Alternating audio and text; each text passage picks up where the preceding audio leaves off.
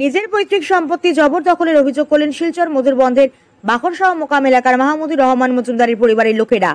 নিজ বাড়িতে এক সাংবাদিক সম্মেলনে মাহমুদুর রহমান মজুমদার ও তার ভাতিজা আহমেদ হোসেন মজুমদার অভিযোগ করেন, তাদের বাড়ি থেকে প্রায় 4-5 কিলোমিটার দূরবর্তী কারার পাড়ে কয়েক বিঘা জমি রয়েছে।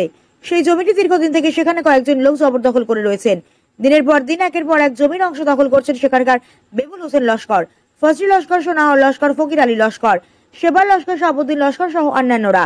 তারা অভিযোগ করেন, এ নিয়ে সেখানে তারা প্রতিবাদ করলে তাদের উপর আক্রমণ করেন। এছাড়া নানা হুমকি দেয় জবরদখলকারীরা।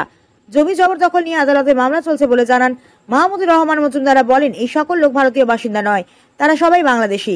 তাদের জমিতে সরকারি বিদ্যুৎ, পিএম আবাস এসব প্রকল্প নির্মাণের বিরুদ্ধে তারা আপত্তি জানিয়েছেন।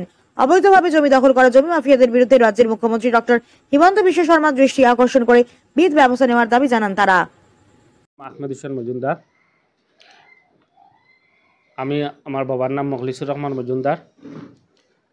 আমার খাকু যেগুলা কইলা এটা আমি একটু বিস্তারিত কই আর কি, যে আমরা বাড়ি হইল মধুরবন বাখারসহ মোকাম পয়েন্ট, আর আমরা জমিটা হইল কাড়ার পার, এখান থেকে প্রায় 4-5 কিলোমিটার দূর, যাতে আমরা এখানে যাওয়া আসা করতে পারি না। তো বিগত কয়েক বছর আগে আমরা খবর পাইলাম যে এখানেও কয়েকজন মানুষে বলপূর্বক ঘর বানাই লিছে। তো আমরা এটা জানার পরে তারা এখানেও আমরা যোগাযোগ করলাম তারার লগে, যে তোমরা এখানে আমরা জমিন ওখানে ঘর বানাইলা। তখন তারা এটা কয় যে তারা এটা জমিগুলা কিনছে বা তারার জমি ওইরকম কয় আর কি। তখন আমরা বিচারের মাধ্যমে চাইলাম যে ওটা জিনিসটা শেষ করার, কিন্তু দেখা যায় বিচারি যখন আমরা লইয়া গেলাম তখন তারা বিচারক বুয়ার তো কোনো জও নাই, কোনো কথাও হয় না।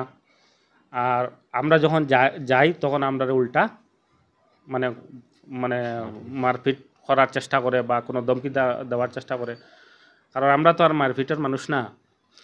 তো যার কারণে আমরা চাইছিলাম যে তারার লগে একটা বইয়া মীমাংসার মাধ্যমে চেষ্টা করতাম, কিন্তু শেষ তো তারা করা তাই না।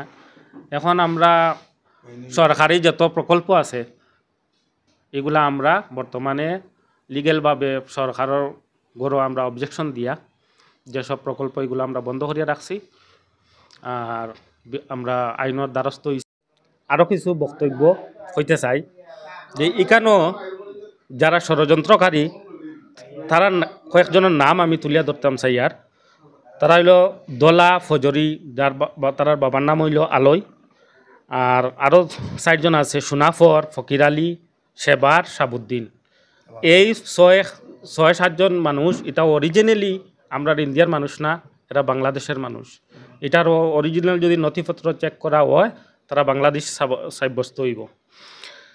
তো এই যে 6-7 জন মানুষ আছে, এই 6-7 জন মানুষ এইখানে তারা মাফিয়াগিরি করে। যেহেতু কারণ হইল মাফিয়া, আমি তারা এই কারণেও কইমু যে আমার জমিন, আমার বাপদাদার সম্পত্তি তারা জোর জবরদস্তি দখল করিয়া বইছে। আর যে বিগত দিনে আসামের মুখ্যমন্ত্রী মাফিয়াদের বিরুদ্ধে যেভাবে কঠোর পদক্ষেপ নিয়েছিলেন, কিন্তু দেখা যায় যে আমাদের কাড়ারপাড় অঞ্চলে এখনও মাফিয়াদের দবদবাটা রয়ে গেছে। তাই আমি মুখ্যমন্ত্রী